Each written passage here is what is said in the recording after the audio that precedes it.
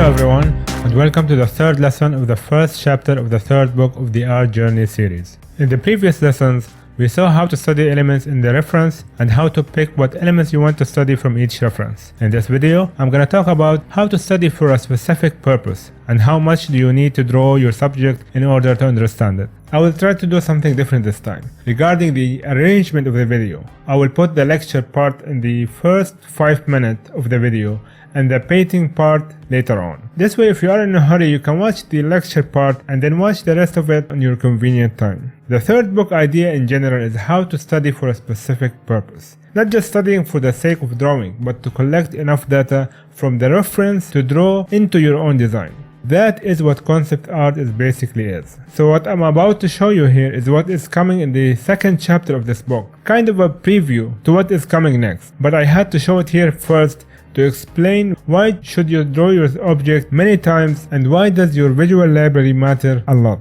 In the first lesson, I talked about how many subject matters can you extract from your reference image. In the second lesson, I talked about what subject matter can you choose to study from a reference to expand your design options. And now, let's talk about how many times should you draw your subject matter in order to mash them up together to create your own idea. So, let's take this coffee maker for an example. Let's say you have to design your own coffee maker. What would be the first step to take? The obvious thing would be to look at the other coffee makers out there and try to get inspired from them. But this might not be enough for you to come with a design that doesn't look completely ripped off of the designs you're inspired from. You need to expand your visual library beyond the coffee maker so you can create your own wider pool of ideas to pick from. Maybe a part of a building would add something to your idea. Maybe a part of a robot or an animal can change the way you see the coffee maker as an idea. And this is why we do these drawings, to expand our visual library. You need to draw an object for like 100 times or maybe even more in order to get a box of elements that you can attach together to make your own original idea from. Remember, this is not what we're gonna do in this lesson just yet.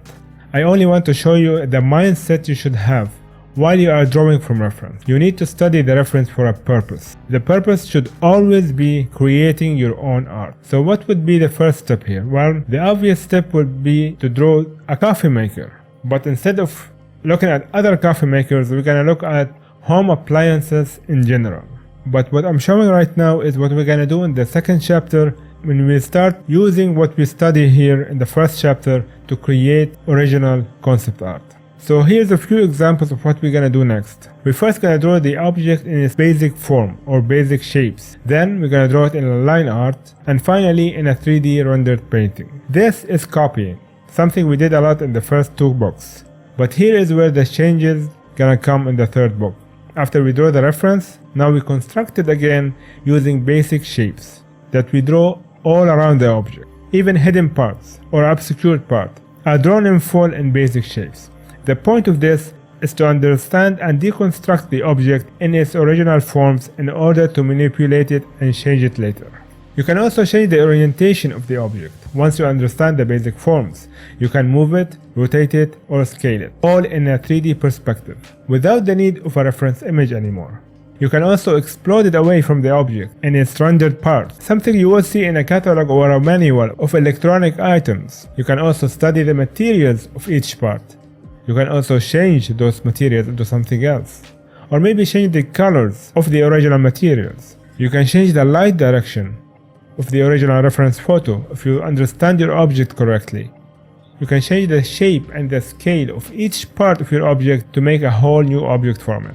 But you can even be more creative than that. You can change the theme of the object into maybe a sci-fi coffee maker or even a steampunk coffee maker, which is really a fun exercise we will cover in its own video.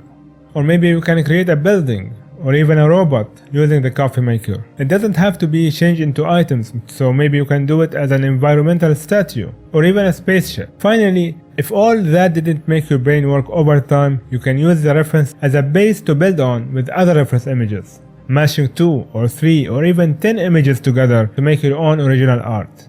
This is basically the top tier of concept art, mashing ideas into new original creation. Now all of this is for chapter 2, and I will do a video on each of them on its own. So always remember to keep this in the back of your mind while you are drawing from reference, to expand your visual library the right way. You are doing this for a purpose, not just to copy. Copying reference will never expand your visual library. Understanding your reference and changing it will. Now let's talk about this video. Here is where repetition pays off.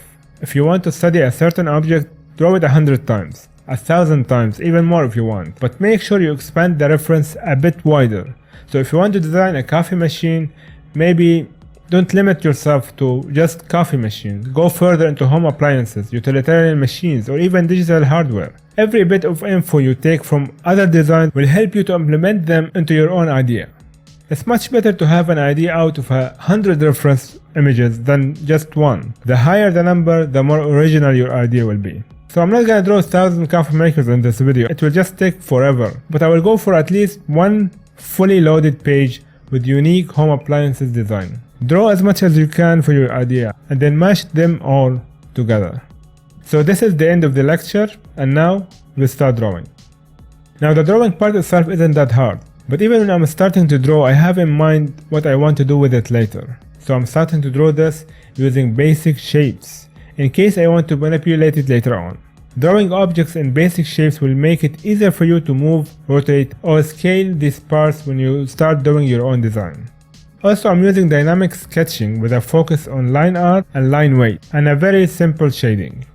This of course is not important for the idea itself, but it will help with the presentation, while making sure that my perspective and fundamentals in general are all correct. This video took in total about 20 hours for 60 objects, so each object took about 20 minutes to draw. It shouldn't take more than that, to be honest, because we aren't actually rendering these objects, we are just studying them for later. An important aspect to keep in mind while drawing this is observing the basic shape used per object. See how the original designer attached boolean or added to these shapes and combined them together. Try to read the mind of the designer behind each object and learn from his problem solving to implement into your idea. Remember, doing 2 or 3 studies won't even be enough to get your brain going in the first place. 50 or 100 is a good amount for you to get into the zone and start creating. In reality, if I'm doing this for my own project, after finishing the first 10, I will start mashing them together and start creating my own idea right away. Once I create 10 ideas from these 10 references, I go to the next 10 and do the same. But I'm saving that process for another video, as I said, so this is the first part of the puzzle. A lot more to come later. You can sit back, enjoy the drawing, and maybe watch this while you're drawing your own reference in the same time.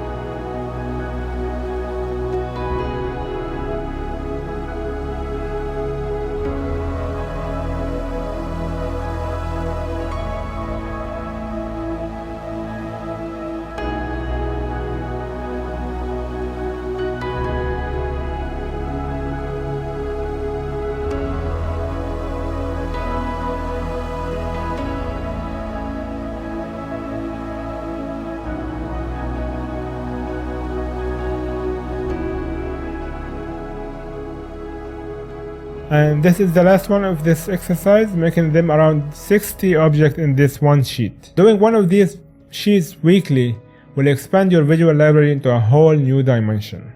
Alright, this is lesson 3 done, and many more to come. I hope you start doing the same for your own study and create your own 60 example sheet in your own sketchbook.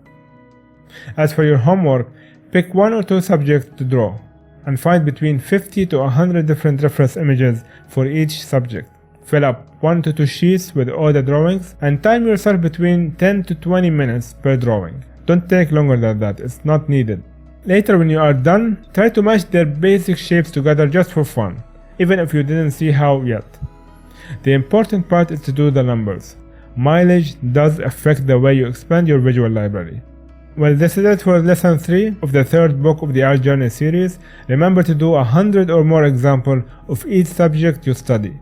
Doing 1 or 2 is never enough. 1 pull-up or 1 push-up won't change your muscles. Same for drawing. Keep your head down and go for the long haul. Good luck. Before I go, I'd like to thank my Patreons who donated to my channel. If you like to donate, please go to patreon.com/rainwalker. Thank you all for your generosity. Stay tuned for more videos to come. I will post more on the other 2 books as well, and the other series I have on my channel. Next in line would be the video for the value, I think, for the second book. It's a long video, and it has a lot of examples. The second book is where all my time gonna go, to be honest. Explaining the fundamentals is not easy. The amount of examples I have to do for each video is really insane. And every video I do expand from like 10 minutes to 7 hours. And not only that, but even when I'm done with the video, I still think I should have done more examples for it. But we will get to that later on. As for now, this is it for lesson 3. Thank you all for watching, and I will see you in the next video.